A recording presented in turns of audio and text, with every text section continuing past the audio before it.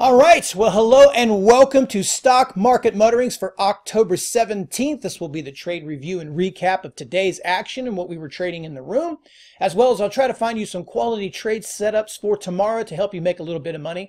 Now, if you're struggling with this market, you're not where you want to be or not where you think you should be as a trader, take a moment, visit thelincolnlist.com, click on the Trade Room tab, and you can start trading with us right away.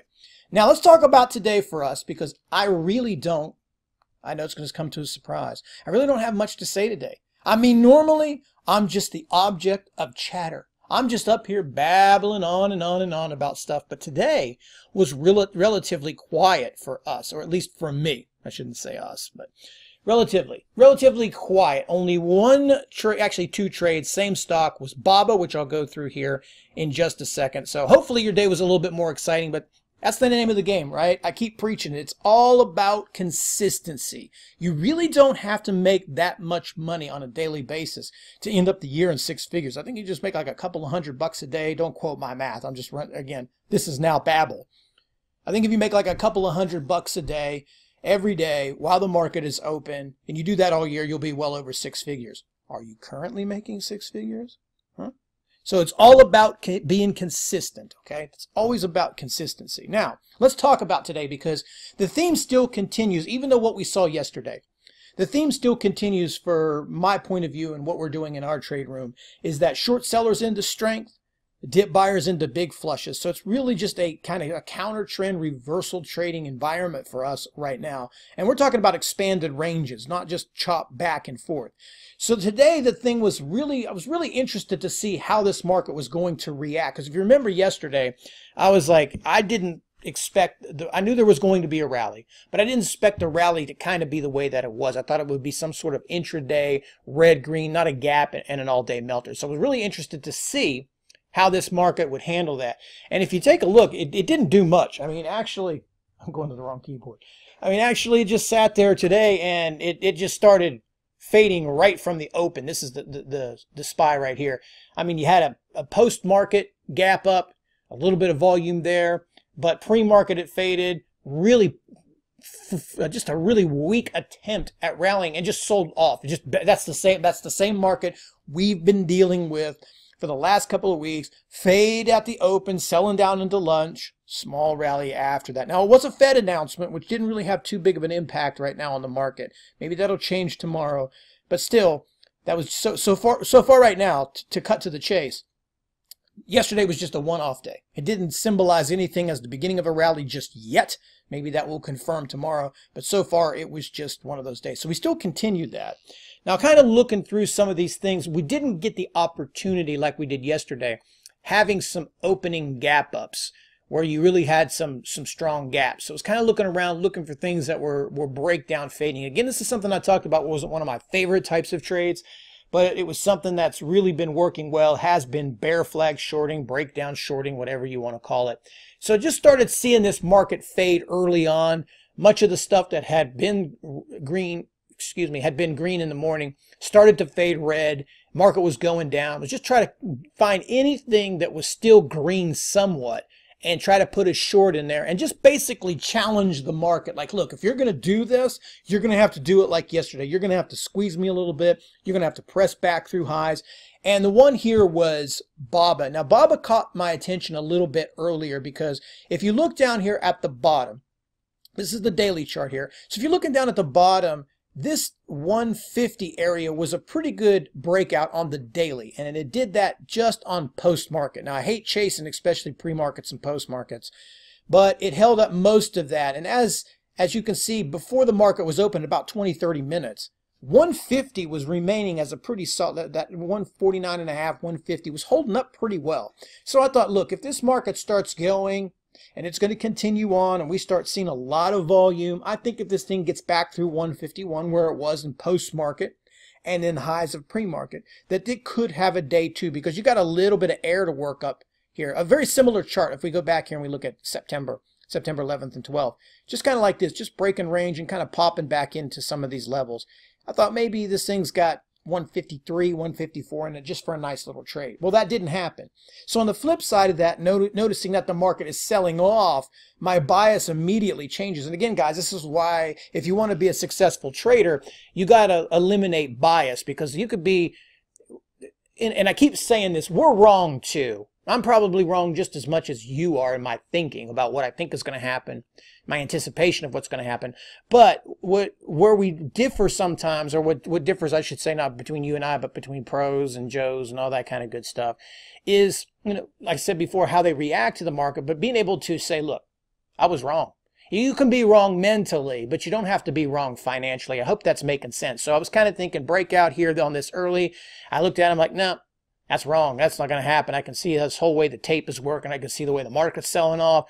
I can see what's happening. This is a short. This is what this is. And I shorted it as quickly as I possibly could. I did do a small chase on this one, but it turned out to be a pretty good trade. You can see it was right off the bat. You take about, I think, $1.60, $1.80 on that. That's not a bad way to start your day. One thing that was not happening, because you look across the board, you had the same type of action in Apple. You know, it didn't matter. Just pick a beta. Pick a beta, throw a dart at a beta, and they were all acting the same way. You had the same thing on NVDA, which is a much weaker one. This actually popped up to 249 and then sunk real quick. So you started to see some of those try to make a vert move and didn't, and then they rolled over. Now, back to what I was saying, is they didn't just bury themselves down. It didn't flush. The breakout, I shouldn't say breakout, that's the wrong word. The attempted bounces on these were really weak. They kept getting sold off. So you might get like here. I just want to show you this so you guys can kind of see here. Let's try to do this. So you can see there's something I talk about offense and defense, is that, you know, somebody's going to be on offense, somebody's going to be on defense. And then somebody who's on defense will switch to offense. I know it's confusing the hell out of you, but it's like bulls versus bears, right? So you have this bearish argument in the morning, stock sells off. And then there's going to be this bullish takes control. Bullish is now the ball's in their court to make a rally. And then the stock makes some sort of a rally. And that rally attempt will tell you probably what's going to happen 10, 15, 20 minutes down the road. So keep that thought in your mind, because what I'm showing you here is the common sense part of trading goes a long way. So like in this NVIDIA's case, it rallied up really strong and got close to resistance. And then it just sunk. I mean, it couldn't even last 2 to 3 minutes at the open. Now, if you're watching this in real time, if you have playback like on Thinkorswim, play this back and take a look at the action. Look how the bars are working here. This thing sunk quickly. So that's showing you, you know, that's just telling you right there that people are desperate to sell into strength. They're just hitting everything. It's just so much resistance in it, so much selling on it. And then it just starts rolling over. That means anybody who bought this at the open is caught. They just got caught out on this long, because now it's starting to pull back and they want out. So this whole little event takes place and you see these nice little pieces of selling. Now it does flush pretty good. This is a solid flush. It was 249 all the way down to 245. Okay. So then you get a bounce, right? You do get about 15 minutes worth of a bounce, but yet it's right around the 20-minute mark. There it comes in again. Almost the top of the hour. Look at the size of this bar.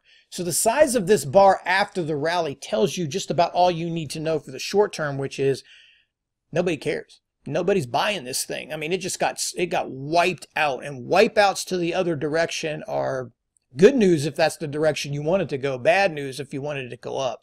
So BABA kind of had the same thing here, just on a smaller scale. You saw it having a really weak rally followed by a couple of flush attempts. Now, after the first 1 or 2 flush attempts this morning, which were small in my mind, because, you know, NVIDIA's gone down $10, $12 here recently before in a day.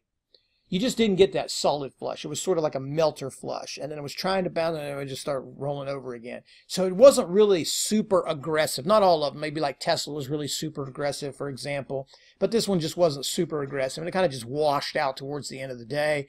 And a couple of these made some very, very minimal retaliation. So still, let's say this was a good trade. The day was green. I was hoping that BABA would be a little bit more aggressive, somewhat like how Tesla turned out to be. That was a much nicer flush. I'll pull up Tesla.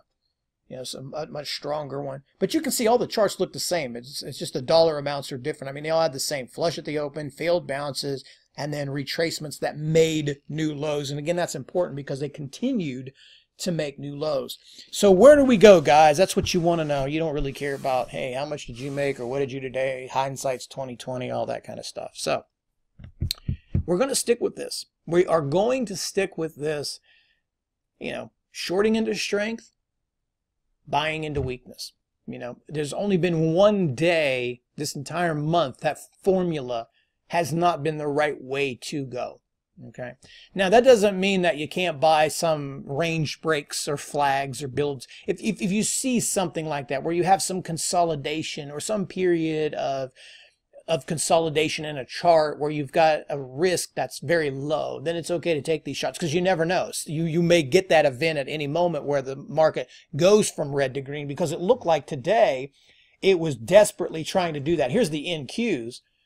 Up here, this upper chart, it made a pretty solid recovery there at one point, and I think, you know, this is the E-minis too. So the SPY sells off here early, and look, it just makes a nice bounce from 2780 back up to high. So there was definitely some momentum to the upside, and it closed up there. So maybe tomorrow's a different story, but I still want to go with that until we see a little more consistency in some of these moves, because I feel that the market shouldn't have sold off so much early today. It's okay if it went down a little bit, but selling off so much early, being so aggressive, that kind of leaves multiple interpretations. So we're just going to have to figure that out. We're just going to have to go with it and figure it out.